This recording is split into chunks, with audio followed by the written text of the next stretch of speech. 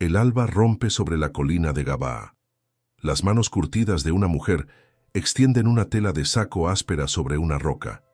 Sus dedos tiemblan, no por el frío, sino por algo más profundo. 7 cuerpos cuelgan inmóviles contra el cielo pálido, siluetas meciéndose con el viento matutino. Cuervos sobrevuelan. Uno aterriza en una rama cercana. Los ojos de la mujer se alzan de golpe, feroces, sin parpadear. El pájaro retrocede. Esta es Rispa. Su nombre significa brasa ardiente. Y durante los próximos 5 meses, ella arderá. ¿Qué podría impulsar a una madre a velar por los muertos cuando toda esperanza se ha desvanecido?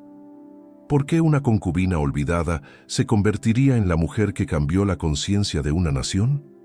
¿Y qué revela su impensable acto de amor sobre el Dios que ve en la oscuridad? Esta es la historia de una mujer cuya fidelidad silenciosa conmovió a un rey, reprendió a una nación y se convirtió en una de las imágenes más impresionantes de amor pactual en las Escrituras, el tipo de amor que se niega a abandonar lo que el mundo ha desechado. Estás a punto de presenciar el amor al límite de la resistencia humana. Si esta historia te conmueve, suscríbete y activa la campana.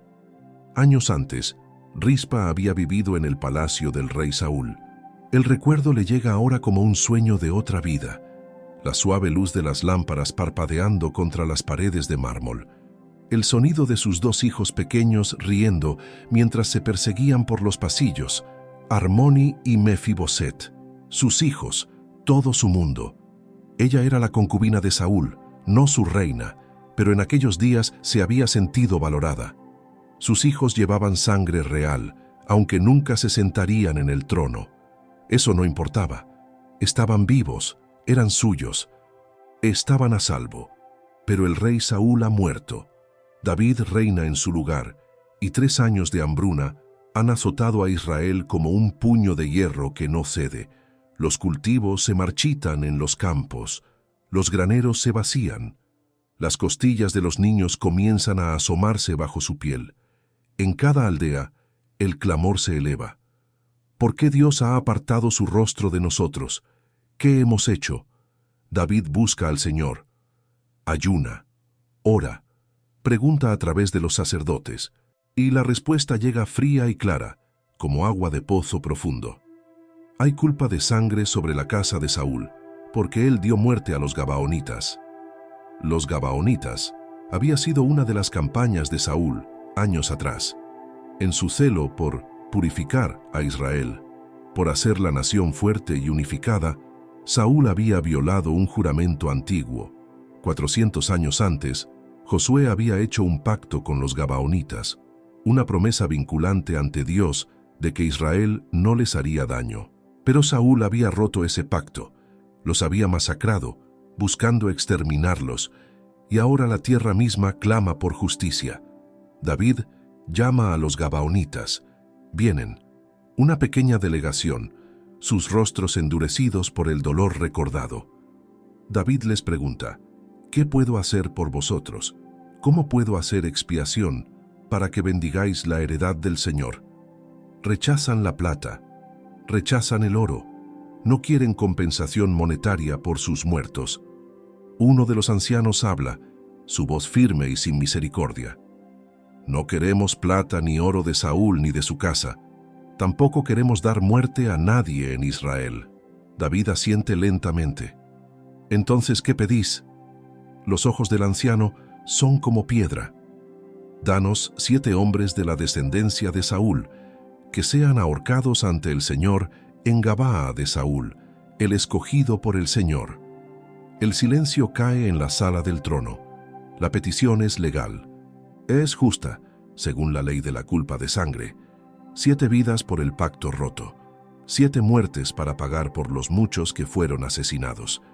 El rostro de David no revela nada. Habla en voz baja, se los daré.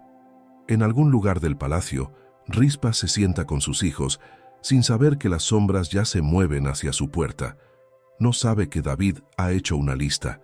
No sabe que los nombres de sus hijos están escritos en ella. No sabe que, en el cálculo de justicia del rey, sus hijos Hijos de una concubina, no herederos al trono, son prescindibles.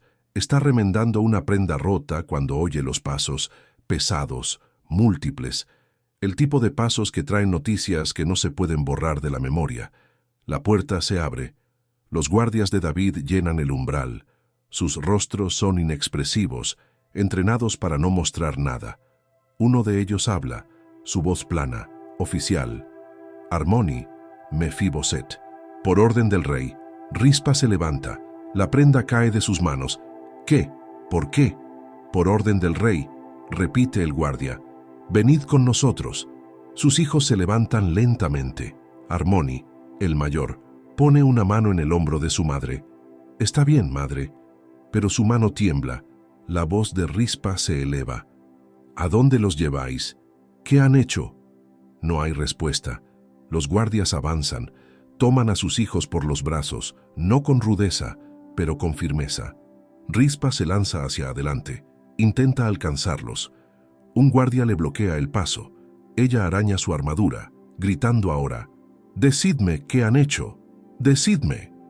La voz del guardia es inexpresiva, recitando palabras que le han instruido decir, «Justicia por la culpa de sangre». Y luego se van.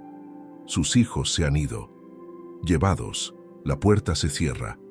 Rispa se desploma en el suelo, su respiración entrecortada, desesperada. Sus manos arañan el suelo de tierra como si pudiera cavar un camino hacia ellos, como si pudiera abrir un túnel bajo el palacio y traerlos de vuelta. Recuerda las palabras de Saúl, años atrás, cuando la trajo por primera vez a su casa. Tú y los niños siempre estaréis bajo mi protección. Sois míos, yo os protegeré. Pero Saúl ha muerto. Y David, quien perdonó a Mefiboset, el hijo de Jonatán, por amor a su amigo, ha entregado a sus hijos a los gabaonitas. Otro Mefiboset, otra línea de sangre, otro valor. La aritmética de la realeza es fría. Rispa yace en el suelo, mientras la luz se desvanece, su voz reducida a un susurro que nadie oye.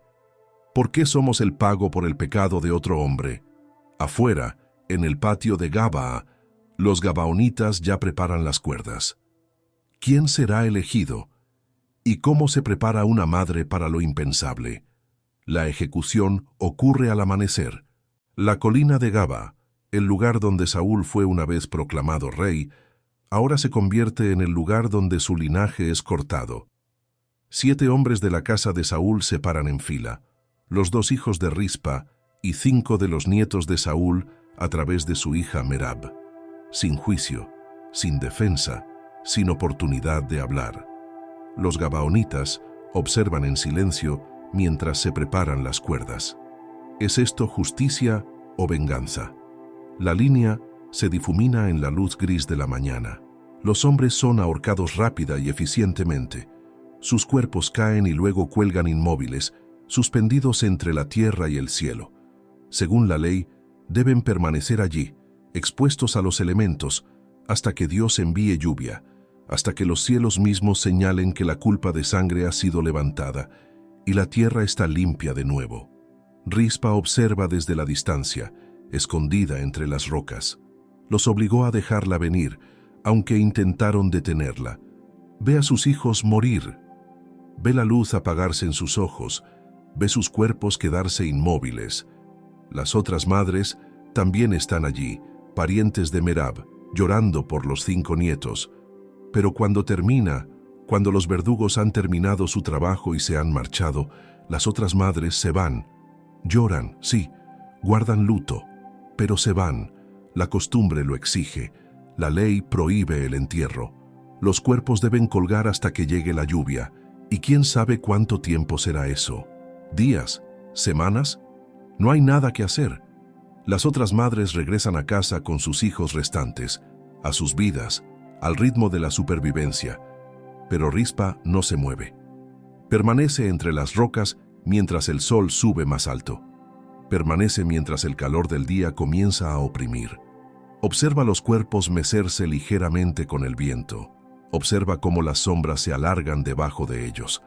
Cuando el sol comienza a ponerse y la colina se vacía por completo, Rispa emerge de su escondite.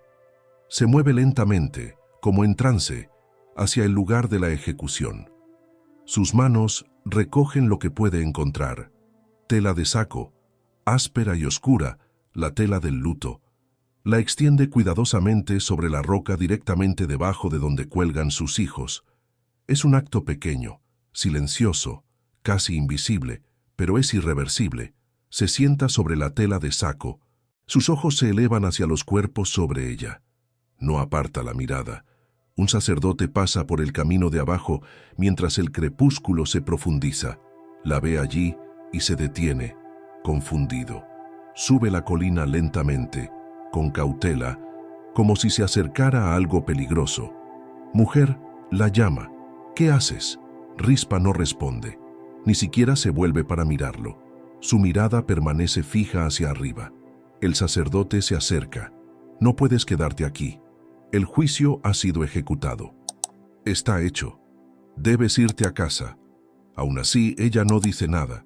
Su voz se endurece ligeramente. La ley prohíbe la interferencia. Los cuerpos deben permanecer como están hasta que el Señor envíe lluvia. Deshonras el juicio al estar aquí. Finalmente, Rispa habla. Su voz es ronca, vaciada por los gritos. La ley ya se llevó a mis hijos. No dejaré que las bestias se lleven lo que queda. El sacerdote la mira fijamente. No querrás decir que... Me quedaré, dice ella. Cada palabra cae como una piedra. Vigilaré. ¿Por cuánto tiempo? Hasta que llegue la lluvia. El sacerdote sacude la cabeza lentamente. Mujer, eso podría ser meses. Morirás aquí. Rispa se vuelve para mirarlo por primera vez. Sus ojos están enrojecidos pero firmes. Entonces moriré aquí.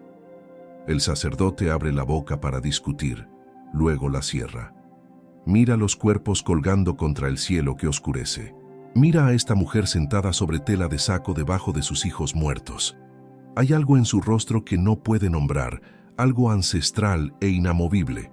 Se da la vuelta y se marcha. Rispa está sola ahora. La noche cae. Las primeras estrellas aparecen. Se ajusta la tela de saco alrededor de los hombros. Aunque ofrece poco calor, la temperatura baja rápidamente en la región montañosa por la noche. Oye los primeros sonidos en la oscuridad, el susurro de alas, el aullido distante de un chacal. Los carroñeros lo saben, siempre lo saben. La muerte los atrae como un faro. Un cuervo aterriza en el suelo cerca de ella, con la cabeza ladeada, los ojos brillantes. Se acerca saltando. Rispa recoge una piedra y la lanza. El pájaro se aleja volando, graznando en protesta. Reúne un montón de piedras a su lado. Encuentra una rama larga. La despoja de sus ramitas más pequeñas, hasta que se convierte en un bastón que puede blandir. Estas serán sus armas. En la distancia, oye el aullido de perros salvajes. Vendrán esta noche, siempre vienen. Rispa agarra la rama y espera. Sus ojos fijos hacia arriba en las formas oscuras de sus hijos contra las estrellas. Comienza a susurrar, no una oración exactamente, sino una promesa. No os dejaré, no permitiré que os toquen, me quedaré. La noche se profundiza, los depredadores se acercan y la vigilia de Rispa comienza. ¿Cuánto tiempo puede una mujer mantener la línea entre la muerte y la profanación? ¿Cuántas noches puede luchar contra la oscuridad? ¿Y qué clase de amor se niega a abandonar a los muertos cuando cada ley de supervivencia dice que hay que marcharse? La primera semana es la más difícil. Rispa aprende el ritmo de los carroñeros. Cuando vienen los cuervos, cuando merodean los chacales, cuando los buitres planean más alto. Aprende a dormir a ratos, nunca más de unos pocos minutos a la vez, siempre con un ojo abierto, siempre escuchando. Durante el día, el sol golpea sin piedad. El calor de finales de primavera oprime la colina como una mano pesada. Rispa no tiene refugio. La tela de saco que extiende sobre la roca no ofrece sombra, solo un lugar para sentarse, un límite que ha trazado entre la tierra y los cuerpos de sus hijos. Encuentra un pequeño saliente de roca que le da una pizca de sombra por la tarde y se sienta allí conservando la poca fuerza que le queda. Los cuervos son implacables. Vienen en grupos, aterrizando con audacia, pavoneándose más cerca. No le tienen miedo, han visto la muerte antes, saben cómo termina esto. Pero Rispa se niega a que termine así. Se levanta cada vez que aterrizan, agitando su rama, gritando hasta que su voz se quiebra. Los pájaros se dispersan, graznando su frustración, pero siempre regresan. Por la noche, los chacales son peores.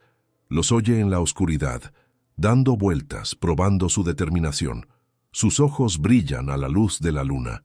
Una noche, una manada de ellos se acerca. 5 o 6, no puede distinguirlos en la oscuridad. Se mueven como sombras, pegados al suelo, coordinando su acercamiento. Uno de ellos se lanza hacia adelante, tratando de llamar su atención mientras los otros se mueven por los lados. Rispa ve la estrategia. Agarra una rama ardiendo del pequeño fuego que ha logrado encender, un fuego que da más luz que calor, alimentado por ramitas y maleza seca que recoge durante el día. Blandió la llama hacia el chacal más cercano. Este aúlla y retrocede. Se gira, blandiendo hacia otro. Su voz brota de su garganta. No palabras, solo un sonido crudo y primal. Los chacales retroceden, pero no se van. Se sientan a distancia, esperando. Tienen tiempo. Pueden ser pacientes. Rispa no duerme esa noche. Permanece junto al fuego, alimentándolo con ramitas, manteniéndolo vivo hasta el amanecer. Los aldeanos de Gabaa observan desde la distancia. Susurran entre ellos. Ha perdido la cabeza, dice uno. El dolor la ha destrozado, dice otro. Algunos sienten lástima, otros sienten incomodidad. Ella es un recordatorio de algo que preferirían olvidar, una acusación viviente en la colina. Algunas de las mujeres del pueblo se acercan a ella al tercer día. Traen una pequeña jarra de agua, algo de pan seco. Rispa, dice una de ellas suavemente, debes bajar de aquí. Esto no está bien. Necesitas comer, necesitas descansar. Rispa toma el agua. Sus labios están agrietados, su garganta reseca, y bebe. Pero no se mueve de la tela de saco. Gracias, susurra. Pero no puedo irme. Están muertos, Rispa. Se han ido. Vigilar no los traerá de vuelta. Lo sé. Entonces, ¿por qué? Rispa mira los cuerpos sobre ella. El sol ya ha comenzado su trabajo. La carne está cambiando. El olor está empezando. Vuelve a mirar a las mujeres. Porque eran míos, y no los abandonaré. Las mujeres intercambian miradas. Una de ellas extiende la mano para tocarla de Rispa, pero Rispa se retira. Por favor, dice Rispa en voz baja, solo dejadme en paz. Las mujeres dejan el pan y se van. Rispa las observa descender la colina, regresando a sus hogares, a sus hijos vivos, a la normalidad. Está agradecida por el agua, pero sabe que no volverán. Ella es demasiado perturbadora, demasiado un espejo de lo que podría pasarle a cualquiera de ellos. Al final de la segunda semana, llega una delegación de Gabaa, esta vez no mujeres, sino ancianos, hombres de autoridad. Suben la colina con determinación, sus rostros marcados. Rispa, dice el mayor, con tono firme, debes detener esto, estás interrumpiendo el juicio. Los gabaonitas han exigido que los cuerpos permanezcan intactos hasta que Dios envíe lluvia. Al vigilar aquí, interfieres con la sentencia. Rispa se levanta lentamente, sus piernas rígidas por estar sentada. No los he tocado, no los he bajado. Solo he mantenido a las bestias alejadas. Ese no es tu lugar. Entonces, ¿de quién es el lugar? Su voz es más fuerte ahora, agudizada por días de gritar a los pájaros. ¿Debo dejar que los cuervos los devoren? ¿Debo dejar que los perros arrastren sus cuerpos? ¿Es esa la justicia que queréis? El rostro del anciano se enrojece. El juicio es el juicio. No te corresponde a ti. El juicio les quitó la vida, interrumpe Rispa. No les quitará la dignidad. Otro anciano da un paso adelante. Mujer, estás siendo irrazonable. Morirás aquí arriba. No tienes comida ni refugio adecuado. ¿Cuánto tiempo crees que puedes durar? Rizpa lo mira fijamente. El tiempo que sea necesario. ¿El tiempo que sea necesario para qué? Hasta que llegue la lluvia. Los ancianos la miran fijamente. Uno de ellos murmura algo por lo bajo. El mayor lo intenta una vez más. Rizpa, vete a casa. Deja que los sacerdotes se encarguen de esto. Deja que Dios se encargue de esto. Dios me ve aquí, dice Rizpa en voz baja. Si Él quiere que me vaya, enviará la lluvia. Los ancianos no tienen respuesta para eso. Se miran unos a otros, inciertos. Finalmente, se dan la vuelta y bajan la colina, sacudiendo la cabeza. Uno de ellos dice lo suficientemente alto para que ella lo oiga. Está loca. El dolor la ha vuelto loca. Quizás tengan razón. Quizás esto sea una locura. Rizpa se sienta de nuevo sobre la tela de saco, sintiendo el peso del agotamiento en cada hueso. Sus manos están ampolladas por blandir la rama. Su piel está quemada por el sol. Su cuerpo comienza a consumirse por la falta de comida, pero ella no se va. Esa noche, sola de nuevo bajo las estrellas, Rizpa traza los nombres de sus hijos en el polvo a su lado. Armoni, Mefiboset, los dice en voz alta, como si pronunciar sus nombres pudiera mantenerlos de alguna manera presentes, de alguna manera reales. Recuerda un salmo que Saúl solía cantar en sus mejores días, antes de que la oscuridad lo atrapara. ¿Hasta cuándo, oh Señor, me olvidarás para siempre? ¿Hasta cuándo esconderás de mí tu rostro? Mira los cuerpos meciéndose suavemente con la brisa nocturna. La luz de la luna los ilumina, haciéndolos parecer casi pacíficos. Comienza a tararear suavemente, una nana que cantaba cuando eran bebés, cuando los acunaba para dormir en el palacio, cuando el mundo era seguro y pequeño. Su voz se quiebra, pero sigue tarareando. Al amanecer, se despierta y encuentra una pequeña jarra de barro a su lado. Agua. Agua fresca. Mira a su alrededor. Ve a una joven del pueblo corriendo de vuelta por la colina, su túnica ondeando detrás de ella. La niña no mira hacia atrás. Rizpa levanta la jarra con manos temblorosas y bebe. El agua está fresca, limpia. Susurra al aire vacío. Alguien todavía ve. Pero cuando mira al cielo, tiene el mismo color bronce que ha tenido durante 3 años. Sin nubes, sin señal de lluvia, sin indicación de que algo esté a punto de cambiar. ¿Está velando por los muertos o por un Dios que ha enmudecido? Pasa un mes, luego 6 semanas. El sol sube más alto cada día a medida que la primavera avanza hacia el verano. El calor se intensifica, la piel de Rizpa se oscurece y se agrieta, sus labios se parten y sangran.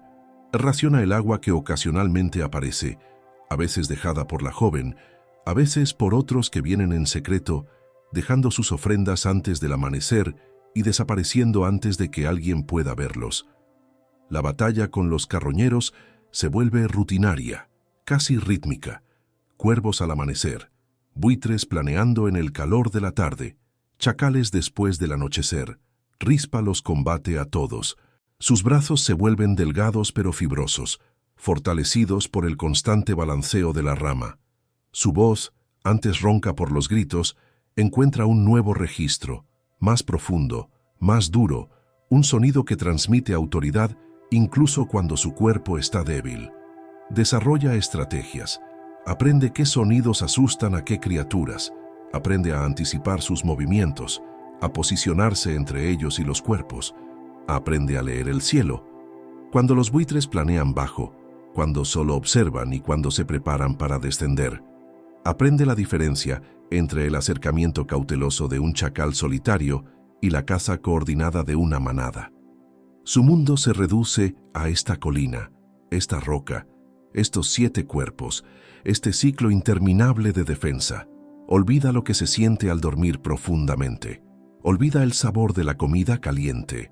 Olvida el sonido de la conversación humana que no es acusación o lástima. Una tarde, una caravana de mercaderes pasa por el camino de abajo. Los viajeros se detienen señalando la colina. Rizpa puede oír sus voces llevadas por el viento. ¿Qué es eso? Una mujer. ¿Sola? Dicen que lleva semanas allí. ¿Por qué? Custodiando a los muertos. Algunos se ríen nerviosamente, como la gente se ríe de cosas que no entiende. Otros hacen señales contra el mal, ahuyentando cualquier maldición que pudiera habitar este lugar. Un hombre, mayor que el resto, mira fijamente durante mucho tiempo. Se quita lentamente el tocado, sosteniéndolo contra su pecho en un gesto de respeto, antes de seguir con la caravana. Rispa los ve desaparecer por el camino. Se pregunta qué historia contarán cuando lleguen al siguiente pueblo. Se pregunta cómo sonará su vigilia en boca de extraños. Ella se convierte en una historia. Los viajeros llevan el cuento de pueblo en pueblo, de región en región. Hay una mujer loca en Gabaa que vela por los ejecutados, lucha contra las bestias, no se irá. Algunos lo cuentan como una historia de fantasmas para asustar a los niños. Otros lo cuentan como una tragedia, sacudiendo la cabeza ante el desperdicio de todo. Unos pocos, muy pocos, lo cuentan como algo más, algo que no pueden nombrar del todo, algo que los incomoda de una manera diferente. Pero en Gabaa misma, el ambiente se oscurece. Cuanto más tiempo se queda Rispa, más incómodos se sienten los aldeanos. Ella es un recordatorio constante de lo que preferirían olvidar. Su presencia es una acusación que no pueden responder, una pregunta que no pueden resolver. Cada vez que miran la colina y ven su pequeña figura silueteada contra el cielo, se ven obligados a recordar lo que se hizo. Y la memoria, en este caso, es inoportuna. Un grupo de hombres del pueblo llega una tarde más agresivos de lo que habían sido los ancianos. Suben la colina con pasos pesados, sus rostros marcados por la determinación. Basta, mujer, nos avergüenzas con este espectáculo. El juicio está completo. La sentencia ha sido ejecutada. Acéptalo y vete a casa. Rispa se levanta para enfrentarlos, balanceándose ligeramente por el agotamiento. Sus piernas están inestables bajo ella. ¿Qué casa? Mis hijos eran mi casa. Entonces busca otra casa. Busca otra vida. Todavía eres lo suficientemente joven. Vuelve a casarte. Ten otros hijos. Ella ríe, un sonido como cerámica rompiéndose, agudo y amargo. ¿Otra vida? ¿Crees que puedo simplemente marcharme y empezar de nuevo como si nunca hubieran existido? Como si pudiera reemplazarlos como vasijas rotas. Uno de los hombres da un paso adelante, su voz subiendo con frustración. Fueron ejecutados por culpa de sangre, por justicia. Deshonras esa justicia con este espectáculo, esta exhibición indecorosa. ¿Justicia? La voz de Rispa corta el aire de la tarde como una cuchilla. La justicia los habría juzgado por sus propios crímenes. La justicia habría preguntado qué habían hecho ellos mismos. Mis hijos eran niños cuando Saúl masacró a los gabaonitas. Niños, no empuñaron espada, no dieron ninguna orden, no sabían nada de los crímenes de su padre, pero pagaron con sus vidas por un pecado que no cometieron. La culpa de sangre recae sobre la casa. Conozco la ley. El grito de Rispa resuena por la colina, espantando una bandada de cuervos de un árbol cercano. Conozco la ley que se los llevó. Conozco cada palabra de ella. Pero también sé que alguien debe recordar que no fueron solo un pago. No fueron monedas para gastar. Eran personas. Tenían nombres. Tenían esperanzas. Armoni quería ser soldado. Mefiboset amaba la música. Y no dejaré que el mundo lo olvide mientras tenga aliento en mi cuerpo. Los hombres permanecen en un silencio incómodo. No esperaban que le quedara tanta fuerza, tanto fuego. Uno de ellos cambia su peso, incierto. Otro cruza los brazos a la defensiva. Finalmente, uno de ellos murmura: «Estás desperdiciando tu vida aquí», y se dan la vuelta para irse. Rispa los llama, su voz ronca pero audible. Entonces, es mía para desperdiciar. Se sienta de nuevo sobre la tela de saco, sus piernas cediendo bajo ella. Ha ganado la confrontación, pero le ha costado la poca energía que le quedaba. Se recuesta sobre la tela áspera, sintiendo cada hueso de su cuerpo doler, mirando el cielo que oscurece. Las estrellas comienzan a aparecer una por una. Esa noche es la peor hasta ahora. Se despierta en algún momento después de medianoche con un sonido que le hiela la sangre, un gruñido bajo, muy cerca. Abre los ojos y encuentra un perro grande, no un chacal, sino un perro del pueblo asilvestrado, más grande y audaz, parado directamente debajo de uno de los cuerpos. De alguna manera ha trepado a la roca, se alza sobre sus patas traseras, sus mandíbulas chasqueando en el aire. Rispa se levanta a duras penas, su cuerpo protestando cada movimiento, agarra su rama y la blande con toda la fuerza que le queda. La rama golpea el hombro del perro. El animal aúlla y cae hacia atrás, pero no huye. En cambio, se vuelve hacia ella, los labios retraídos de sus dientes, los ojos reflejando la luz de la luna.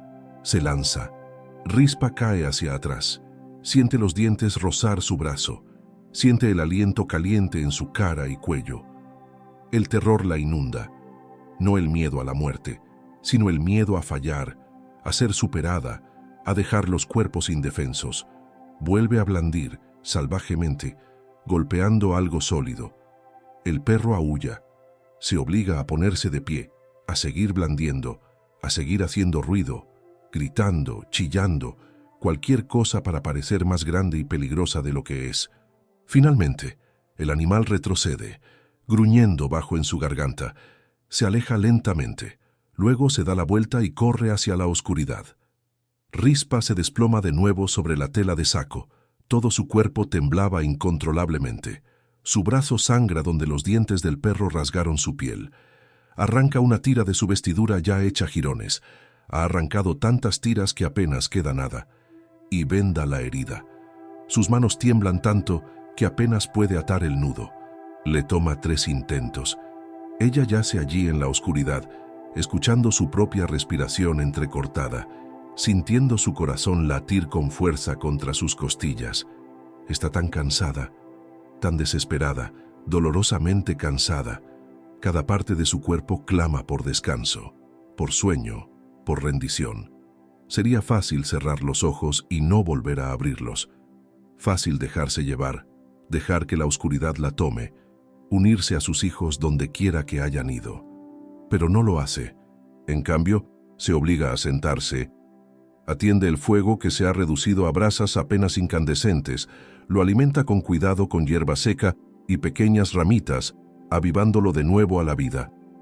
La llama crece lentamente, con renuencia, empujando la oscuridad unos pocos metros en todas direcciones. Se sienta junto al fuego, abrazando sus rodillas contra el pecho, y comienza a susurrar en la noche. No la canción de cuna esta vez, sino otra cosa. Una oración, o quizás un desafío. Si estás ahí, si ves esto, si te importa en absoluto, muéstrame que no he velado en vano. Muéstrame que esto significa algo. Muéstrame que ves. Las estrellas giraban sobre su cabeza en sus antiguos e indiferentes patrones. El viento nocturno se movía por la colina, agitando la hierba seca con un sonido como de secretos susurrados. De los cuerpos de arriba, oye el crujido de la cuerda, el leve movimiento del peso que se desplazaba. No llega respuesta, ninguna voz del cielo, ninguna señal, solo silencio. Rispa se recuesta de nuevo, mirando hacia arriba. Una sola lágrima se desliza por su mejilla, atrapando la luz de las estrellas antes de desaparecer en su cabello. No se la limpia. Está demasiado cansada incluso para eso. Piensa en David en su palacio en Jerusalén. ¿Sabe él que ella está aquí? ¿Alguien se lo ha dicho? ¿Le importa? ¿O la orden fue dada y luego olvidada, archivada como una pequeña transacción entre miles, mientras él pasa a asuntos de estado más importantes? Piensa en los gabaonitas que exigieron este precio. ¿Han encontrado paz? ¿La sangre de sus hijos y de los otros satisface su antigua pena? ¿O la venganza sabe tan amarga en la boca como se ve desde aquí, amarga como cenizas, sin lograr nada? Piensa en Dios, que ha estado en silencio durante 3 años, silencioso durante la hambruna que marchitó las cosechas, silencioso durante la ejecución que se llevó a sus hijos, silencioso durante cada noche de su vigilia. ¿Qué ve él cuando mira esta colina? ¿Ve que se hace justicia, que se equilibran las cuentas? ¿O ve algo más? ¿La ve a ella en absoluto? Rispa cierra los ojos, pero el sueño no llega. Su mente corre, reviviendo el ataque, anticipando el siguiente. Se obliga a sentarse de nuevo, a permanecer despierta, a mantenerse vigilante. Alimenta el fuego otra vez, observando las llamas danzar.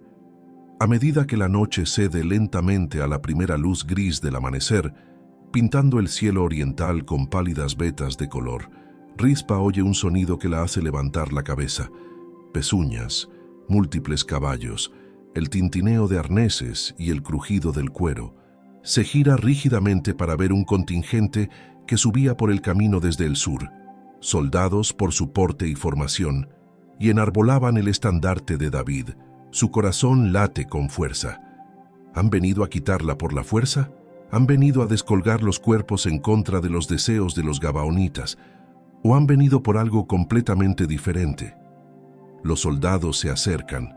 A su cabeza cabalga una figura que reconoce incluso desde la distancia, más ancho de hombros que los demás, sentado en su caballo con la natural soltura de un hombre nacido para mandar, un hombre que ha pasado más tiempo en la silla de montar que en una sala del trono. Es el propio David. El rey ha venido a Gabaa. David desmonta lentamente. Sus ojos nunca se apartaron de Rizpah. Los soldados permanecen a distancia, inciertos. Esto no era una operación militar. Esto era otra cosa, algo más personal, y lo percibían en la postura de su rey. Rizpah intenta ponerse de pie, pero sus piernas no la sostienen. Permanece sentada sobre el cilicio, mirando al hombre que ordenó la muerte de sus hijos. Debería sentir rabia, debería sentir odio, pero está demasiado exhausta para esas emociones. Siente solo un dolor sordo y una terrible y cansada curiosidad. David camina hacia ella, sus pasos deliberados sobre el terreno rocoso. Se detiene a unos pocos pasos, y por un largo momento ninguno habla. Él mira los 7 cuerpos que cuelgan contra el cielo matutino, luego vuelve a mirarla a ella. Su rostro era difícil de leer, surcado por el peso de la realeza, ensombrecido por algo que podría ser arrepentimiento. Finalmente habla, su voz es más tranquila de lo que ella esperaba. ¿Cuánto tiempo llevas aquí? 7 semanas. Su voz era un graznido, apenas reconocible como la suya. Quizás 8. He perdido la cuenta. La mandíbula de David se tensa. Mira a su alrededor el pequeño fuego, el montón de piedras, la rama pulida por el uso constante, los restos harapientos de su ropa. Ve la herida en su brazo, todavía supurando sangre a través del vendaje improvisado. Ve sus labios agrietados, su piel quemada por el sol, los huecos en sus mejillas. No lo sabía, dice. Rizpah casi ríe, pero el sonido muere en su garganta. ¿No lo sabías? ¿O no preguntaste? David se encogió como si le hubieran golpeado. Se lo merecía. Él sabía que se lo merecía. Ambas cosas, admite. Di la orden, y luego, no pensé en lo que vendría después. No pensé en ti. No, dice Rizpah. Pensaste en la demanda de los gabaonitas. Pensaste en acabar con la hambruna. Pensaste en la justicia, la política y la realeza. Pero no pensaste en las madres. David guarda silencio. No tenía defensa. Había liderado ejércitos, conquistado ciudades, establecido un reino. Pero de pie ante esta mujer quebrantada en esta colina, siente el peso de un fracaso que no había anticipado. Había costos de la realeza que aún estaba aprendiendo. ¿Por qué? Pregunta en voz baja. ¿Por qué te quedaste? Porque nadie más lo haría. Las palabras salieron planas, fácticas, porque son mis hijos. Porque alguien necesitaba recordar que eran más que un pago. David se arrodilla lentamente, poniéndose a su altura. El gesto sorprende a sus soldados. Un rey arrodillándose ante una concubina. Pero a David no le importa. Has sido fiel, dice, donde yo fui pragmático. Velaste donde yo aparté la mirada. Rizpah lo mira a los ojos. Entonces, ¿por qué estás aquí ahora? Un mensajero pasó hace 2 días. Vino a Jerusalén con noticias del norte y mencionó haberte visto aquí. Dijo que había una mujer en Gabaa que había estado manteniendo vigilia durante semanas. Cuando pregunté más, cuando supe que eras tú, David hace una pausa eligiendo sus palabras con cuidado. No pude quedarme lejos. ¿Viniste a ver si era verdad? Vine a ver qué clase de amor podía hacer esto. David señala la colina, los cuerpos, su vigilia. He visto a hombres luchar por sus hermanos en la batalla. He visto a soldados morir por su rey, pero nunca he visto a nadie hacer lo que tú estás haciendo. Solo estoy haciendo lo que hace una madre. No, dice David con firmeza. La mayoría de las madres habrían llorado y vuelto a casa. La mayoría de las madres habrían aceptado lo que no se podía cambiar. Tú has hecho algo completamente diferente. Convertiste el dolor en testimonio. Convertiste la pérdida en una vigilia que no terminará. Rispa lo mira fijamente. Y sin embargo, todavía cuelgan. Y sin embargo, el cielo sigue siendo de bronce. ¿Dónde está tu Dios en esto, rey David? ¿Dónde está la justicia que se suponía que acabaría con la hambruna? David no tiene respuesta. Mira los cuerpos, a los cuervos que revolotean. No lo sé, admite. Pero sé esto. Lo que has hecho aquí ha cambiado algo. Aún no puedo nombrarlo, pero ha cambiado algo en mí. Se pone de pie y se vuelve hacia sus hombres. Bajadlos.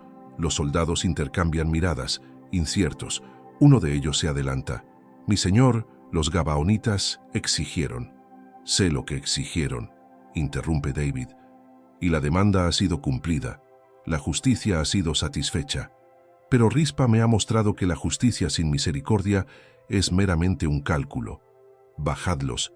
Bajadlos a todos. Los soldados se mueven para obedecer, pero lentamente, con reverencia. Traen escaleras, cortan las cuerdas con cuidado, bajando cada cuerpo con respeto. Rispa observa. Su visión se empañaba con lágrimas que no sabía que le quedaban por derramar. Los cuerpos de sus hijos son bajados suavemente, envueltos en lino limpio que los hombres de David han traído. Pero David no ha terminado. Se vuelve hacia Rispa. Hay más que debo hacer. Los huesos de Saúl y Jonatán han sido enterrados apresuradamente, sin honor, en Jabes de Galaad. Los traeré a casa.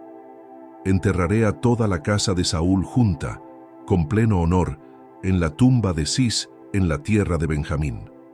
Tus hijos no serán olvidados. Sus nombres serán recordados con la casa de su padre. Rispa intenta hablar, pero no le salen palabras.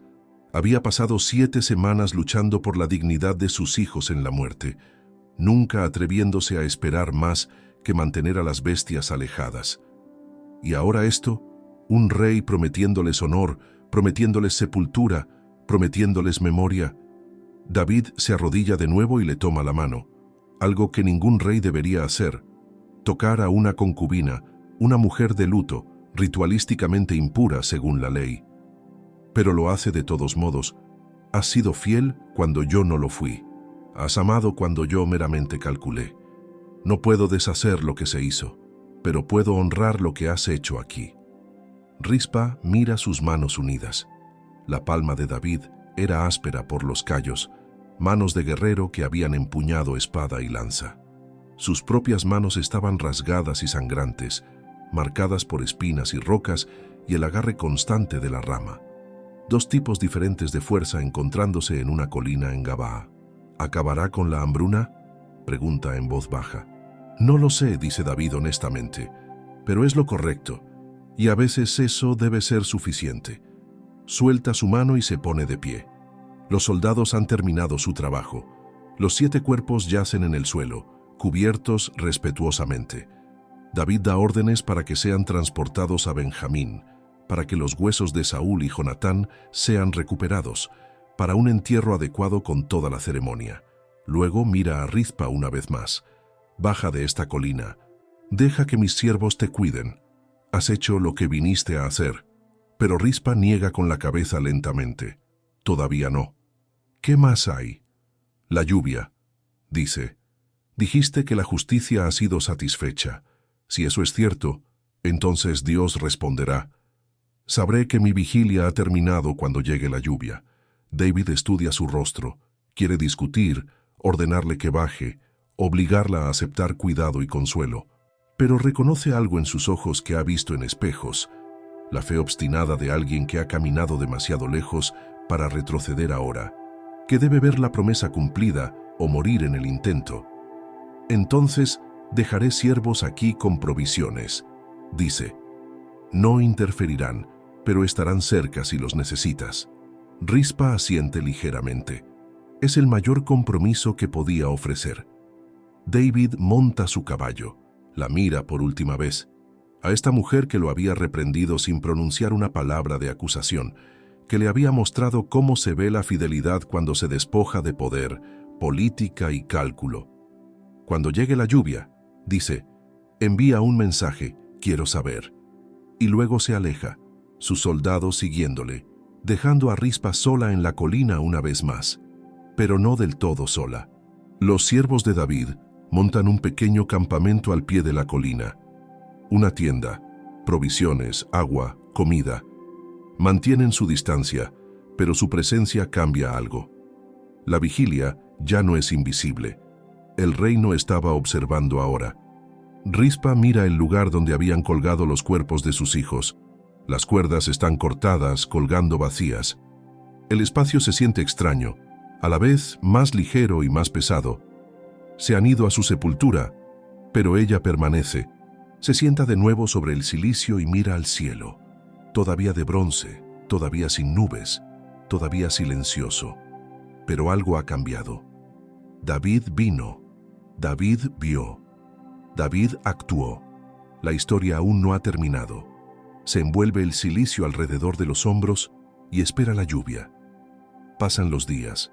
Los siervos al pie de la colina le traen comida, pan, fruta seca, incluso algunas lentejas cocidas. Comía con moderación, su estómago ya no acostumbrado a la comida rica. Le traen agua limpia cada mañana, le ofrecen la tienda, pero ella se niega. Permanece en su roca, sobre su cilicio, en su lugar de vigilia. La noticia se extiende más rápido ahora. El propio David vino a Gabaa. El propio David honró a los muertos. El propio David se arrodilló ante la mujer que velaba. La historia adquiere un nuevo peso, un nuevo significado. Los viajeros vienen específicamente a verla ahora, a presenciar a la mujer cuya vigilia conmovió a un rey. Algunos traen ofrendas, comida, agua, tela para vendajes. Las dejan a distancia y se retiran, como si se acercaran a algo sagrado. Rispa acepta lo que necesita y deja el resto para que los siervos lo distribuyan a los pobres de Gabaa. Pasan 2 semanas más. Los siervos se preocupan. Se está consumiendo ante sus ojos. Uno de ellos, un joven llamado Elí, sube la colina cada tarde para sentarse a una distancia respetuosa y asegurarse de que todavía respira. ¿Por qué te quedas?, pregunta una noche. Los cuerpos se han ido. El rey los ha honrado. ¿Qué más esperas? Rispa lo mira con ojos que habían visto demasiado. La promesa. ¿Qué promesa? Que la justicia satisfecha acabaría con la sequía, que Dios respondería. Estoy esperando que él hable. Elí no tiene respuesta. Se sienta con ella en silencio hasta que cae la oscuridad. Luego regresa al campamento de abajo. Y aún así, el cielo sigue siendo de bronce. Aún así no llega la lluvia. Rispa comienza a preguntarse si lo entendió mal. Si está esperando algo que nunca llegará. Si su vigilia se ha convertido en mera obstinación. La fidelidad que se convertía en necedad. Pero no se va, no puede irse. Todavía no. Y entonces, en una mañana que comienza como cualquier otra mañana, algo cambia. El cambio es tan sutil al principio que Rispa cree que lo está imaginando. Un cambio en el aire, una ligera pesadez que no estaba allí antes.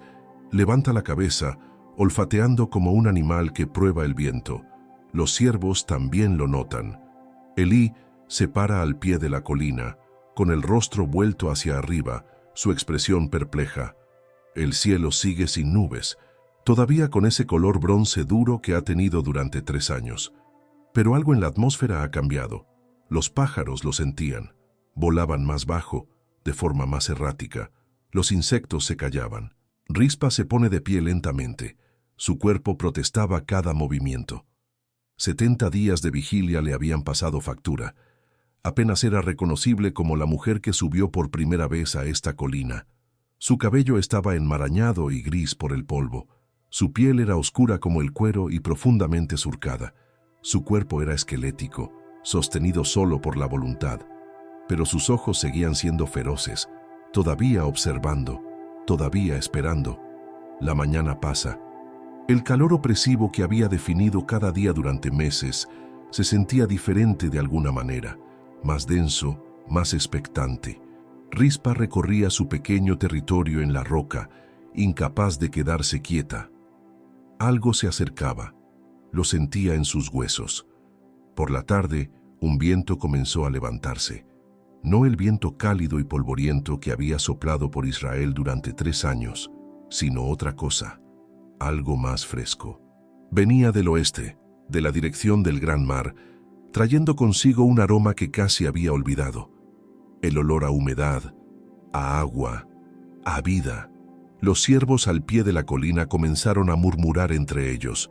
Miran al cielo, luego se miran entre sí, luego a Rispa. Ella permanece inmóvil en su roca, sus brazos ligeramente extendidos, su rostro inclinado hacia arriba. El viento se fortalece, azotaba sus harapientas vestiduras alrededor de su delgada figura.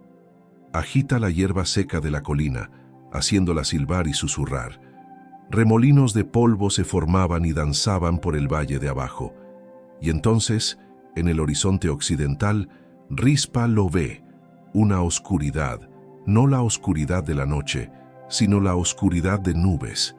Nubes reales, pesadas y llenas, rodando hacia ellos como una marea lenta.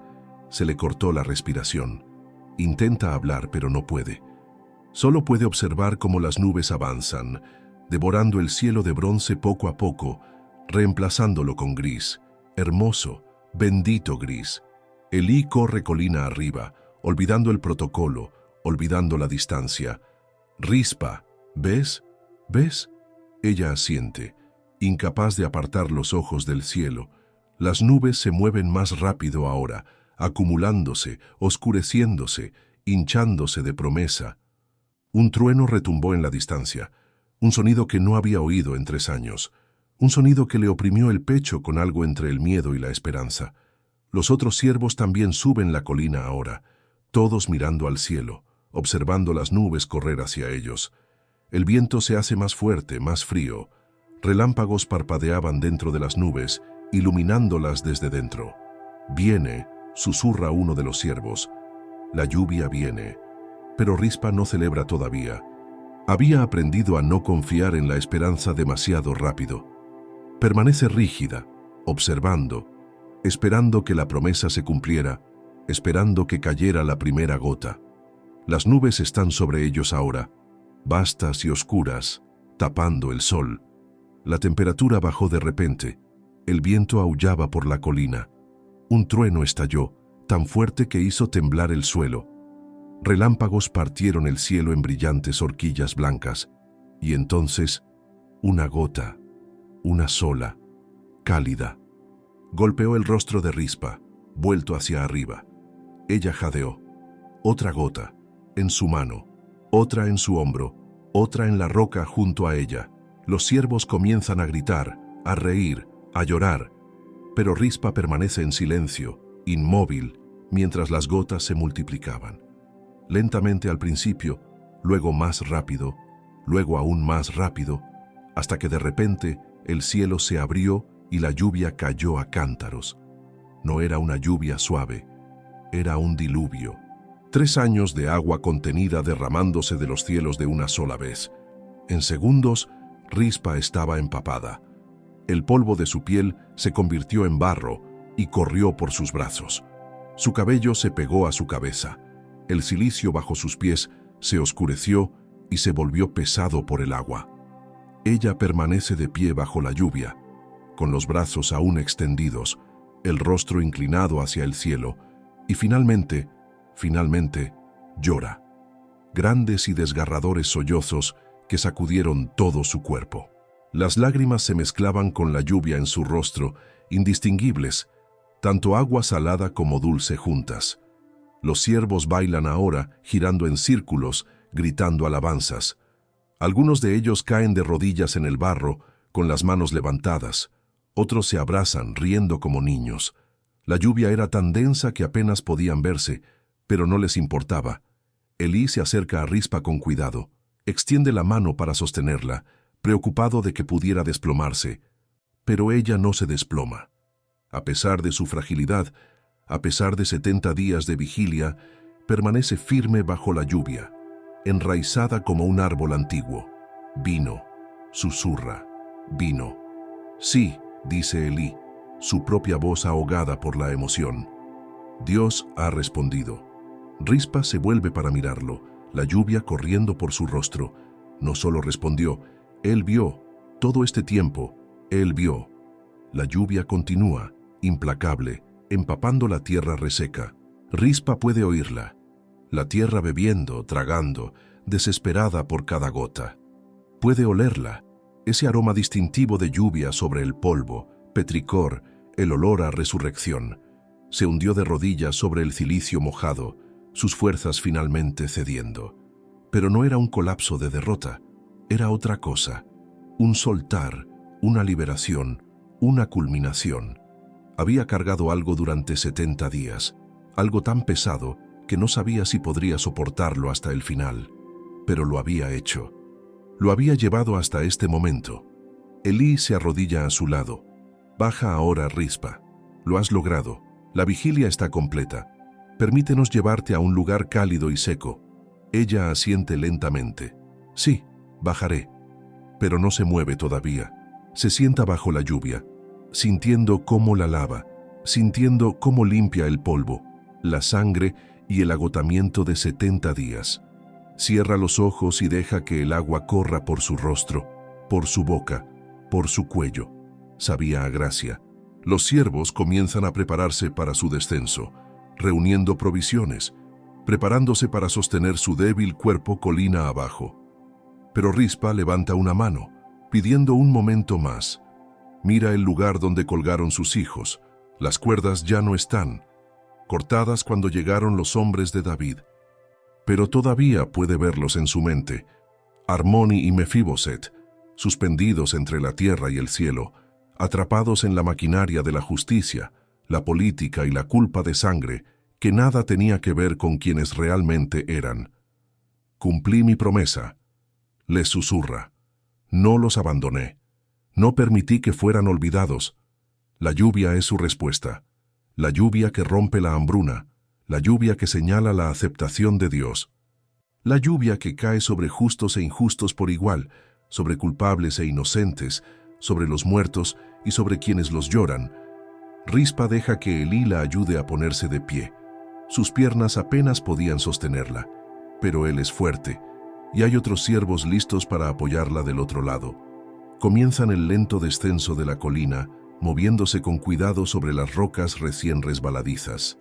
Mientras caminan, los aldeanos comienzan a salir de Gabá, corriendo bajo la lluvia con los brazos levantados, sus rostros vueltos hacia el cielo. Ven a Rispa, siendo ayudada a bajar la colina, y se detienen. Algunos se quedan en silencio.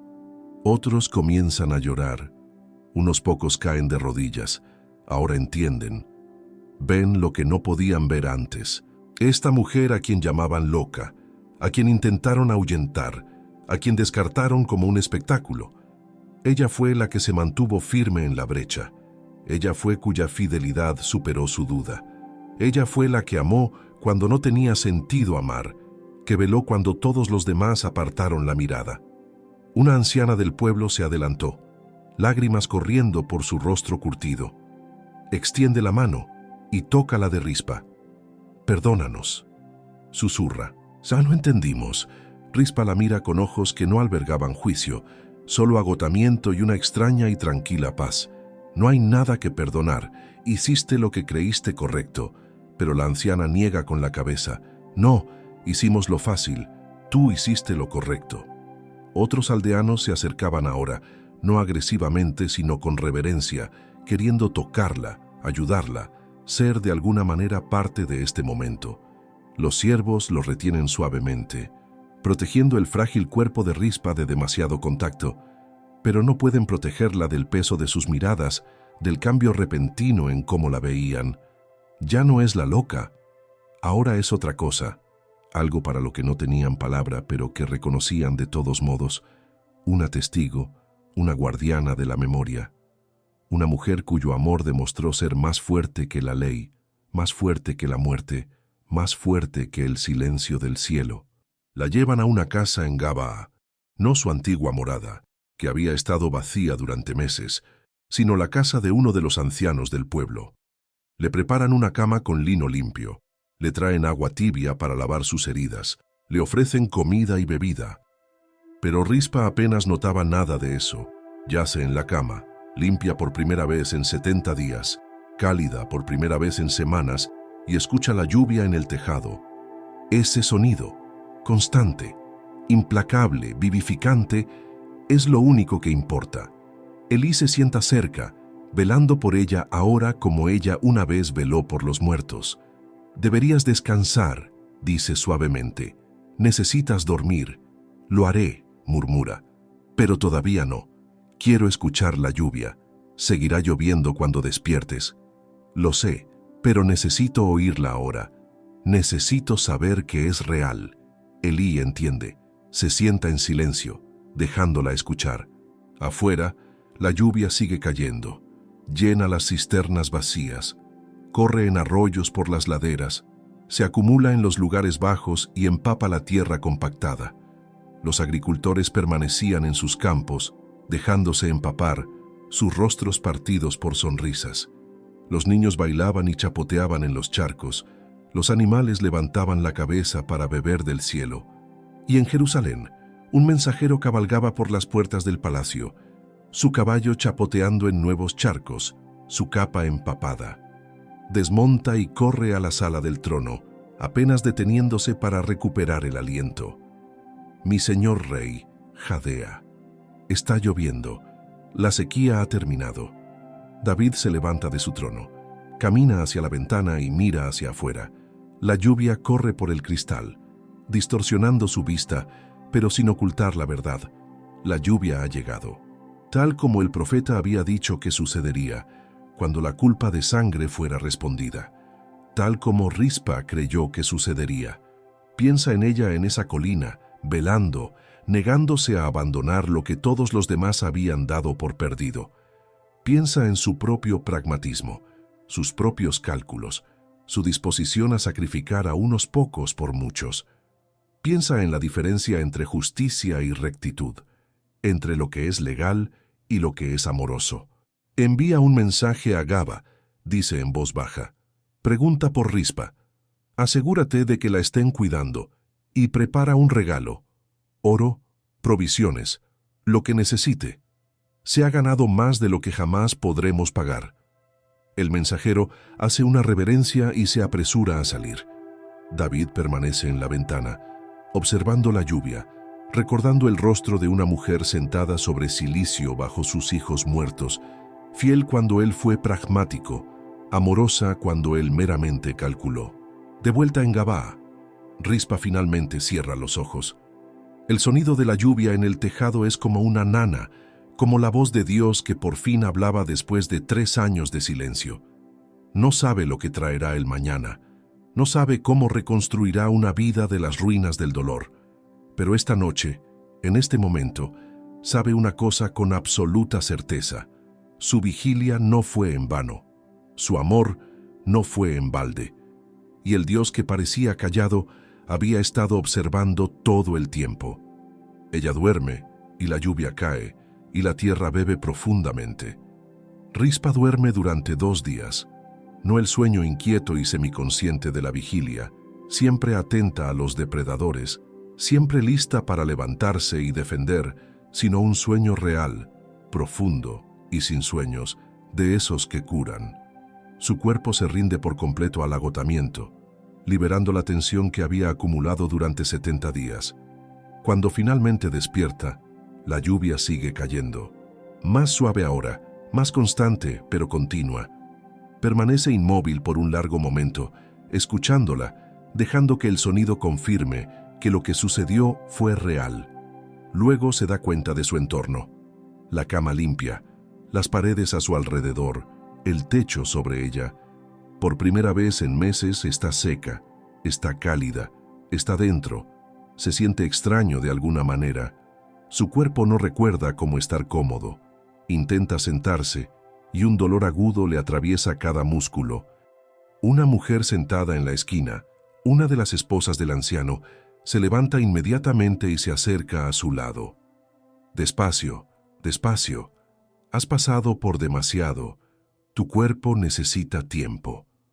¿Cuánto tiempo he dormido? 2 días. Empezábamos a preocuparnos, pero el sanador dijo que te dejáramos descansar todo el tiempo que tu cuerpo necesitara. 2 días. Rispa intenta procesar esto. 2 días desde que llegó la lluvia. 2 días desde que terminó la vigilia. Se siente como toda una vida y a la vez como si no hubiera pasado el tiempo. La mujer la ayuda a sentarse, poniéndole almohadas detrás. Le trae una taza de caldo caliente y Rispa lo bebe lentamente. Su estómago se ha encogido. Incluso esta pequeña cantidad le parece demasiado. Pero es bueno, es cálido y nutritivo, y su cuerpo reconoce su necesidad, aunque su mente esté en otra parte. La lluvia no ha parado, dice Rispa. Es mitad pregunta, mitad afirmación. No, ha sido constante desde el momento en que comenzó. Los agricultores dicen que la tierra la está bebiendo como un hombre que muere de sed. Las cisternas se están llenando, los arroyos vuelven a correr. Los ojos de la mujer brillan, es un milagro. Todos lo dicen.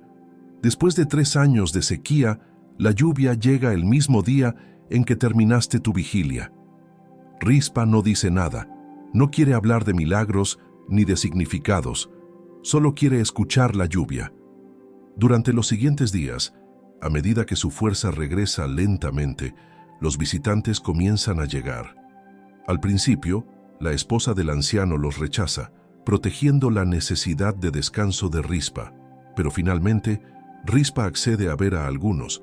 La joven que le dejó agua en la colina viene, tímida y nerviosa. Trae un pequeño pan que ella misma horneó. Quería que supieras, susurra la niña, que no estabas sola. Te vi. Quería ayudar. Rispa toma la mano de la niña. Sí que ayudaste, más de lo que sabes. Gracias.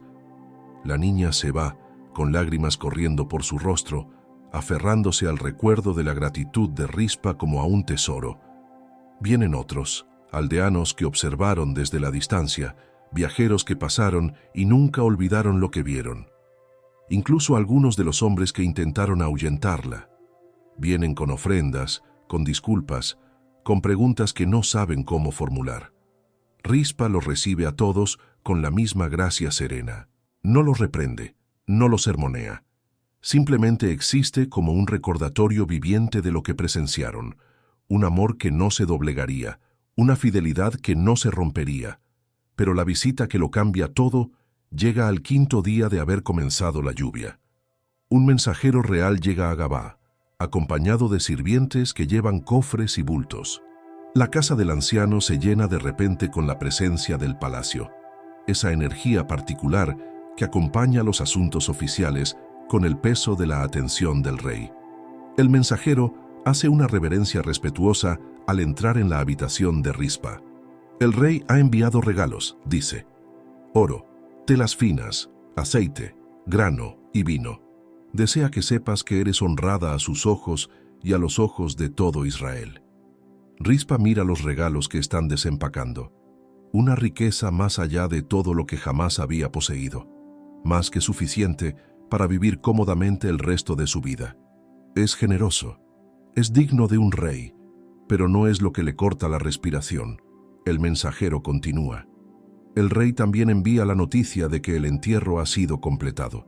Tus hijos, junto con Saúl y Jonatán y los demás de la casa de Saúl, han sido sepultados con todo honor en la tumba de Cis, en la tierra de Benjamín. Sus nombres han sido registrados en las crónicas. Serán recordados. Ahora las lágrimas brotan. Rispa ha contenido tanto, ha sido fuerte durante tanto tiempo, pero esto rompe sus defensas. Sus hijos han sido sepultados con honor. Sus nombres serán recordados. No fueron solo un pago. No fueron solo una culpa de sangre satisfecha. Eran personas, y el reino lo ha reconocido. El mensajero se remueve incómodo, poco acostumbrado a una emoción tan cruda. El rey también desea saber si necesitas algo más, cualquier petición que quisieras hacer. Rizpa se seca los ojos con el dorso de la mano. Piensa por un largo momento. ¿Qué necesita? ¿Qué podría darle un rey que importara ahora? Dile al rey, dice lentamente, que no necesito nada más. Ha dado dignidad a mis hijos en la muerte. Ha honrado su memoria. Eso es suficiente. El mensajero vuelve a hacer una reverencia y se prepara para irse, pero Rizpa habla una vez más. Espera, hay una cosa. ¿Sí? Dile al rey que lo perdono. Dile que entiendo el peso de las decisiones que tuvo que tomar. Dile que no guardo amargura en mi corazón. Los ojos del mensajero se abren ligeramente. No se lo había esperado. Se lo diré, mi señora. Después de que él se va, la esposa del anciano se sienta junto a Rizpa. Eso fue generoso de tu parte, más generoso de lo que muchos serían. La amargura solo añadiría al peso que ya he cargado, dice Rizpa. Estoy demasiado cansada para ello. Y además, hace una pausa, mirando por la ventana la lluvia que aún cae. Aferrarse a la ira deshonraría aquello por lo que luché. Hice vigilia por amor, no por venganza. Los días se convierten en semanas. La lluvia continúa, a veces intensa, a veces ligera, pero siempre presente. La tierra se transforma ante sus ojos. Campos que estaban marrones y agrietados se vuelven verdes. Las flores silvestres brotan a través de la tierra ablandada. Árboles que estaban esqueléticos y moribundos comienzan a brotar. Los niños que estaban delgados y con las mejillas hundidas comienzan a recuperarse a medida que el grano vuelve a estar disponible. Israel está sanando, y todos saben por qué. La historia de Rizpa se extiende por todo el reino y más allá. Los viajeros la llevan a tierras lejanas. Los escribas la anotan. Las madres se la cuentan a sus hijas. Se convierte en algo más que una historia. Se convierte en un estándar, una medida de fidelidad, una imagen de amor que no se rinde. Pero la propia Rizpa lucha con el peso de lo que se ha convertido. No se propuso ser un símbolo. No hizo vigilia para enseñar una lección o inspirar a una nación. Lo hizo porque eran sus hijos y no podía abandonarlos. La simplicidad de esa motivación se pierde en el relato, enterrada bajo capas de significado e interpretación. Una tarde, mientras está sentada junto a la ventana observando la lluvia, Elí viene a visitarla. Se ha convertido en una presencia regular, visitándola, trayendo noticias del palacio, asegurándose de que tenga todo lo que necesita. Pareces preocupada. Observa. Rizpa suspira. La gente me mira de manera diferente ahora. Ven algo que no estoy segura de ser. ¿Qué ven? Una heroína, una santa, alguien extraordinaria, pero no soy nada de eso. Solo soy una madre que no pudo soltar. Elí se sienta frente a ella. Quizás eso es lo que lo hace extraordinario. No que fueras especial, sino que eras ordinaria, y lo hiciste de todos modos. Rizpa considera esto. No me sentí valiente. La mayoría de los días sentía que apenas me sostenía. Hubo noches en las que quise rendirme, irme, dejarlo todo, pero no lo hiciste. No, no lo hice. Ella lo mira. ¿Sabes por qué? ¿Por qué? Porque si me hubiera ido, si los hubiera abandonado, me habría convertido en alguien con quien no podría vivir. El dolor de quedarme fue terrible, pero el dolor de irme habría sido peor. Habría sido el tipo de dolor que te destruye desde dentro. Elí asiente lentamente. Creo que eso es lo que la gente ve cuando te mira. No que fueras sobrehumana, sino que estuviste dispuesta a soportar lo que la mayoría no haría. Elegiste el dolor más difícil, el dolor que preserva algo en lugar del dolor más fácil que destruye. Se sientan en un silencio cómodo, escuchando la lluvia. Afuera, el mundo está verde y creciendo. Adentro, Rizpa todavía está aprendiendo a ser una persona de nuevo, a existir en una vida que ya no está definida por la vigilia, la defensa y la observación interminable. ¿Qué harás ahora?, pregunta Elí finalmente. No lo sé, admite Rizpa. El anciano me ha ofrecido un lugar aquí en Gabaa. El rey me ha dado suficiente riqueza para vivir cómodamente, pero ya no sé quién soy, aparte de aquella colina. Eres quien siempre has sido, pero quizás necesitas tiempo para recordar. Rispa sonríe ligeramente. Quizás. Esa noche, sola en su habitación, Rispa se permite pensar en sus hijos, no como cuerpos colgando contra el cielo, no como los objetos de su vigilia, sino como eran en vida. La risa de Harmony, fuerte y sin reservas, la dulzura de Mefiboset, la forma en que manejaba a los pájaros heridos con tanto cuidado, la forma en que solían discutir por nada, la forma en que se protegían mutuamente, la forma en que la llamaban Ima, con tanta confianza en sus voces. El dolor surge fresco y agudo, como si no hubiera pasado el tiempo. Pero hay algo diferente en él ahora. Es un dolor puro, sin la desesperada lucha por proteger sus cuerpos, sin el agotamiento físico de la vigilia, sin el peso de ser observada por una nación. Es simplemente el dolor de una madre que ha perdido a sus hijos, y es a la vez terrible y limpio. Llora en su almohada, amortiguando el sonido, y la lluvia afuera parece llorar con ella. Pero estas lágrimas son diferentes de las que derramó en la colina. Aquellas lágrimas le fueron arrancadas en momentos de desesperación. Estas lágrimas son elegidas, permitidas, liberadas. Son parte de la curación, no parte de la resistencia. Cuando el llanto disminuye, permanece inmóvil, escuchando su propia respiración, sintiendo los latidos de su propio corazón. Está viva. Contra todo pronóstico, después de 70 días de vigilia que deberían haberla matado, está viva y tiene que decidir qué hacer con esa vida. A la mañana siguiente, Rispa toma una decisión. Le pide a Elí que la lleve a Benjamín, a la tumba donde están enterrados sus hijos. Necesita verla. Necesita saber que realmente están en paz. El viaje dura 3 días, aunque Benjamín no está lejos.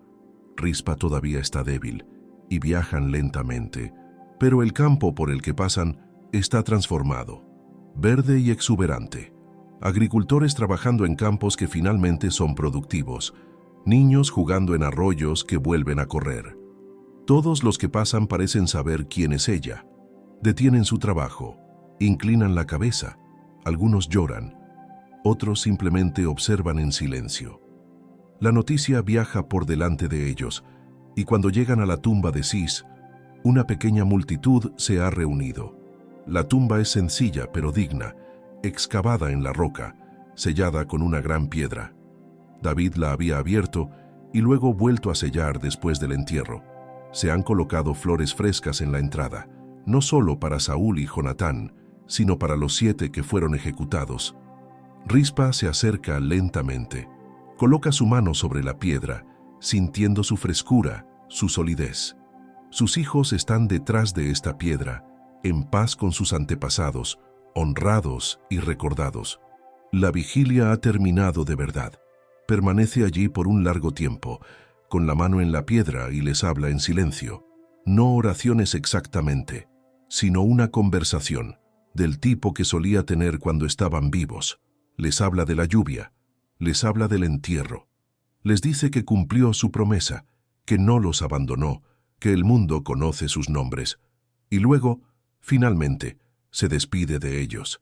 No la despedida desesperada y desgarradora de la muerte, sino la despedida más tranquila de soltar, de confiarles lo que venga después, de liberar su agarre sobre el dolor que la ha definido durante tanto tiempo.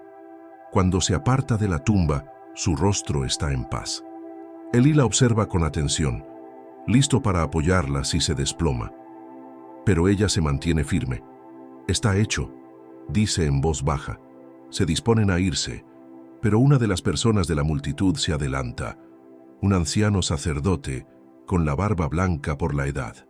«Hija», dice con voz suave, «nos has mostrado a todos cómo es el amor de pacto. Has sido fiel donde otros habrían fallado. Que Dios te bendiga y te guarde todos tus días restantes». Rispa inclina la cabeza en señal de reconocimiento. No se siente digna de la bendición, pero la recibe de todos modos, porque está demasiado cansada para hacer otra cosa. Mientras regresan a Gabaa, Rispa se da cuenta de que algo ha cambiado dentro de ella. el peso que llevó a la colina hace 70 y tantos días, el peso que soportó durante cada noche de vigilia, finalmente ha sido depuesto. No olvidado, nunca olvidado, pero depuesto, descansando con sus hijos. Ahora puede respirar más profundamente. Puede mirar el horizonte sin buscar depredadores.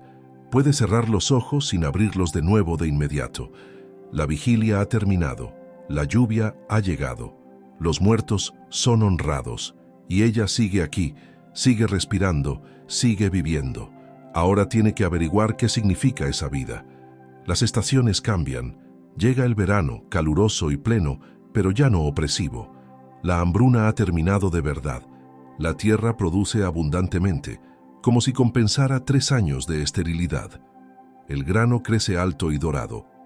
Los viñedos producen fruta en tal cantidad que los viticultores no dan abasto.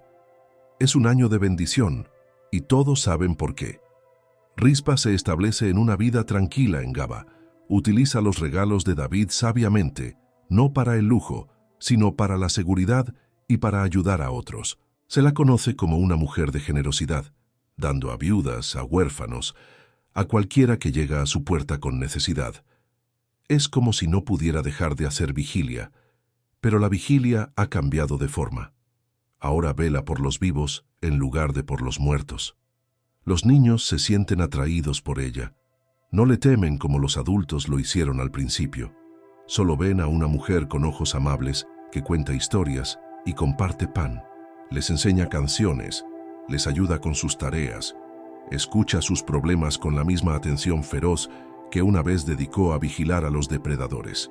Un día, una joven madre se acerca a ella, llevando a un bebé que no para de llorar. La mujer está exhausta, asustada, al límite de sus fuerzas. Dijeron que quizás podrías ayudar, dice desesperadamente. No sé qué hacer. No come, apenas duerme. Temo que se esté muriendo. Rispa toma al niño en sus brazos con delicadeza. Lo examina con manos expertas, manos que una vez ahuyentaron bestias, ahora acunando una nueva vida. Ve inmediatamente cuál es el problema. Una dolencia sencilla, fácilmente tratable con las hierbas adecuadas. Prepara un remedio, le muestra a la madre cómo administrarlo y los mantiene a ambos con ella durante 2 días hasta que la crisis pasa. La madre llora de gratitud. ¿Cómo supiste qué hacer?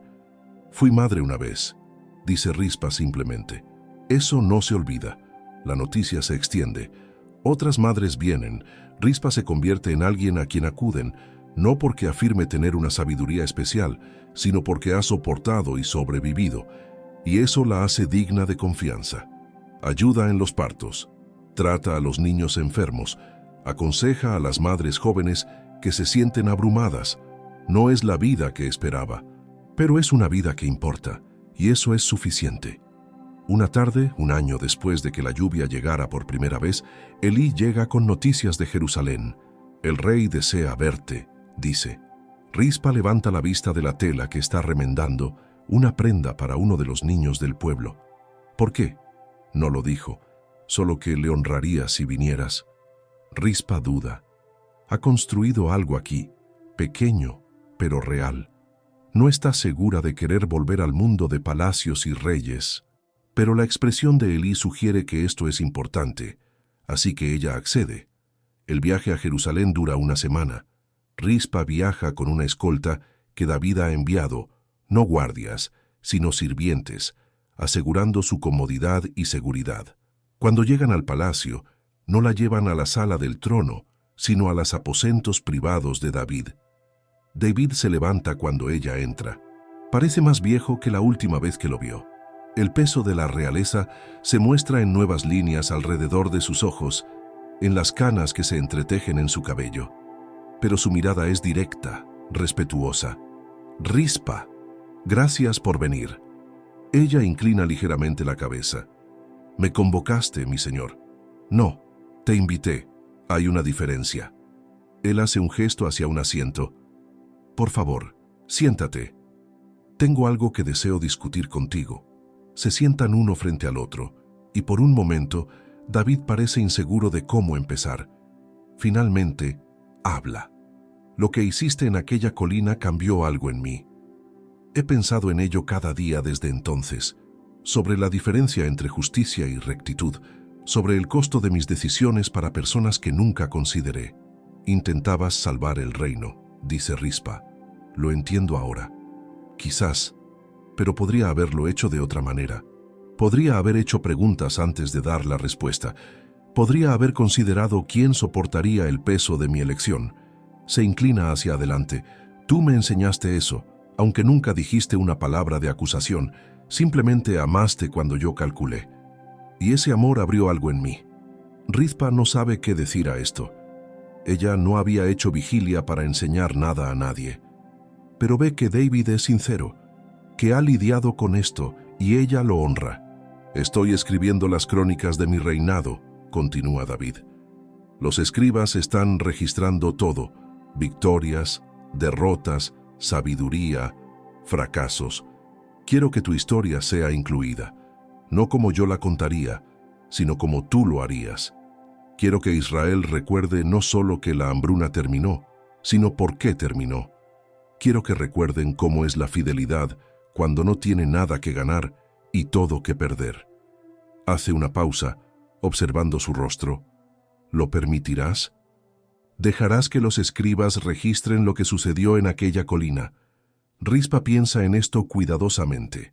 Una parte de ella quiere negarse, mantenerlo en privado, dejar que el recuerdo pertenezca solo a ella y a sus hijos. Pero otra parte, la parte que pasó 70 días negándose a que sus hijos fueran olvidados, comprende el valor del testimonio, de la memoria preservada. Sí, dice finalmente, pero diles que digan la verdad, no una leyenda, no un cuento de hadas. La verdad, que tuve miedo, que estaba exhausta, que hubo noches en las que quise rendirme. Diles que no fui extraordinaria. Diles que solo fui una madre que amaba a sus hijos. David asiente lentamente. Eso es lo que lo hace extraordinario. Llama al escriba principal y durante los siguientes 3 días, Rispa cuenta su historia. No embellece, no se hace heroica. Simplemente relata lo que sucedió. La ejecución, la decisión de quedarse, las batallas con los carroñeros, las visitas de los aldeanos, la llegada de David, la lluvia. El escriba lo anota todo, su pluma moviéndose con firmeza sobre el pergamino. Cuando termina, se lo lee. Rispa escucha, oyendo su propia vida reflejada en las palabras de otra persona, y se sorprende de lo insignificante que suena. Solo una mujer sentada en una colina durante 70 días, pero sabe que los actos más pequeños pueden llevar el mayor peso. Antes de irse de Jerusalén, David le da un regalo más, no oro, ni tela, ni provisiones, sino algo más. He declarado una nueva ley, dice. A partir de hoy, cualquiera ejecutado por culpa de sangre debe ser sepultado en un plazo de 3 días. Sus cuerpos no pueden ser dejados expuestos indefinidamente. Lo que se hizo a tus hijos nunca más se hará. A Rispa se le corta la respiración. Esto es más que honor para los muertos. Esto es protección para los vivos, para futuras madres que de otro modo tendrían que tomar su decisión. Esta es su vigilia traducida en ley, su fidelidad hecha permanente en los estatutos del reino. Gracias, susurra. David le toma la mano, el mismo gesto que hizo en la colina, rey tocando a plebeya, reconociendo que algunos lazos trascienden el rango. No, gracias a ti. Me recordaste lo que significa ser humano antes de lo que significa ser rey. Rispa regresa a Gabaa y la vida continúa. La historia de su vigilia es ahora parte del registro oficial de Israel, preservada para las generaciones venideras. Pero no piensa mucho en eso. Piensa, en cambio, en los niños que la necesitan, en las madres que acuden a su puerta, en el trabajo tranquilo y poco glamuroso de ayudar a la gente a sobrevivir y, a veces, incluso a prosperar. Pasan los años. Rispa envejece. Su cabello se vuelve completamente blanco. Su cuerpo se debilita, pero sus ojos permanecen agudos, vigilantes, los ojos de alguien que ha aprendido a ver lo que otros pasan por alto. Una mañana de primavera, Quizás 10 años después de la vigilia, quizás más, Rispa se despierta con el sonido de la lluvia. No el aguacero torrencial que rompió la sequía, sino una lluvia suave y constante, de esas que nutren sin abrumar. Permanece en la cama, escuchándola, y sonríe. Piensa en sus hijos, no con el dolor agudo del duelo temprano, sino con la punzada más suave del recuerdo. Piensa en la colina, en los 70 días que la definieron, en el momento en que la lluvia finalmente llegó. Piensa en todo lo que siguió, los años de ayudar a otros, de construir una vida tranquila, de encontrar propósito después de la pérdida. Y se da cuenta de algo: la vigilia nunca terminó realmente. Simplemente cambió de forma. Sigue velando, sigue negándose a abandonar lo que otros podrían pasar por alto, sigue ahuyentando a los depredadores que amenazan a los vulnerables. Sigue extendiendo silicio bajo aquellos que necesitan que alguien recuerde su dignidad. La lluvia continúa, y Rispa se levanta lentamente de su cama. Hay trabajo que hacer. Siempre hay gente que necesita ayuda, siempre niños que necesitan ser atendidos, siempre alguien que necesita saber que no está solo. Se viste, toma un desayuno sencillo y abre su puerta. Una joven ya está esperando, sosteniendo a un niño febril. «Por favor», dice la mujer, «¿puedes ayudar?». Rispa toma al niño en sus brazos, sintiendo el calor de la fiebre, evaluando lo que se necesita. «Pasa», dice, «lo atenderemos juntos». Mientras trabaja, mezclando hierbas, bajando la fiebre del niño, enseñando a la madre qué observar, Rispa piensa en la naturaleza de la fidelidad. No siempre es dramático, no siempre es reconocido. La mayoría de los días se ve así, pequeños actos de cuidado, repetidos una y otra vez, eligiendo el amor cuando sería más fácil dar la espalda. La fiebre del niño cede al anochecer. La madre llora de alivio, agradeciendo a Rispa una y otra vez. Rispa simplemente asiente, les ayuda a prepararse para irse, los envía a casa con hierbas adicionales e instrucciones. Cuando se van, se sienta junto a su ventana y observa la lluvia. El cielo es gris y suave, el tipo de gris que promete bendición continua, no el bronce duro de la sequía. La tierra está verde y viva, los niños juegan en los charcos afuera, sus risas se elevan como oraciones. Rispa piensa en el Dios que estuvo en silencio durante 3 años y luego habló con la lluvia. Piensa en las formas en que Él respondió, no cuando ella lo exigió, no según su cronograma, sino a su propio tiempo, a su propia manera. Piensa en cómo la respuesta, cuando llegó, fue exactamente lo que esperaba y más de lo que podría haber imaginado. No se propuso cambiar un reino. No hizo vigilia para conmover el corazón de un rey o para enseñar una lección sobre la fidelidad. Lo hizo porque sus hijos estaban muertos y no podía permitir que fueran olvidados, y el amor no le dio otra opción. Pero al hacer esa cosa pequeña e imposible, al simplemente negarse a abandonar lo que todos los demás habían dado por perdido, se convirtió en una imagen de algo más grande. Se convirtió en una parábola viviente del Dios que vela por su pueblo, que se niega a que sean olvidados, que ahuyenta a todo depredador que amenaza a sus amados. Ella no sabía que estaba creando esa imagen, solo estaba siendo una madre, pero Dios lo usó de todos modos. Tomó su dolor y su amor obstinado y lo convirtió en algo que sería recordado por generaciones, algo que cambiaría leyes y conmovería corazones y recordaría a la gente cómo es el amor de pacto cuando no le queda nada que dar, excepto presencia. La lluvia cae suavemente, constantemente, y Rispa cierra los ojos, escuchando. Es una anciana ahora, su cuerpo encorvado por la edad, su fuerza desvanecida. Pero su corazón sigue siendo feroz, sigue vigilante, sigue listo para defender lo que necesita ser defendido. Piensa en las palabras que David le dijo años atrás. Tú fuiste fiel donde yo fui conveniente, tú mantuviste la guardia donde yo aparté la mirada. Y ella piensa en las palabras que añadiría, si pudiera. No fui fiel porque fuera fuerte, fui fiel porque el amor no me dejó otra opción. Y al final, eso fue suficiente. La vigilia continúa, siempre lo hace. Pero ahora toma 1000 formas diferentes, en 1000 vidas diferentes, madres que se niegan a rendirse con hijos difíciles, personas que se quedan cuando todos los demás se van, aquellos que velan en la oscuridad y confían en que amanecerá. La historia de Rispa es su historia, su vigilia es su vigilia, su lluvia es su lluvia. Y cuando las lluvias lleguen, como siempre lo hacen eventualmente, sabrán, la fidelidad nunca se desperdicia en la economía de Dios. Cada noche de vigilia importa, cada decisión de quedarse cuando podrías irte importa, cada acto de amor que para los demás no tiene sentido importa. Porque Dios ve, siempre ha visto, y Él responde, no siempre cuando lo exigimos, no siempre como esperamos, pero siempre de maneras que demuestran que estuvo observando todo el tiempo. La lluvia cae sobre Gabá, sobre Jerusalén, sobre todo Israel. Cae sobre la colina donde Rispa mantuvo su vigilia, ahora verde y cubierta de flores silvestres.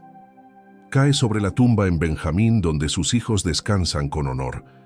Cae sobre los niños que juegan en las calles, sobre los cultivos que crecen en los campos, sobre el futuro que casi se pierde, pero fue salvado por la negativa de una mujer a soltar.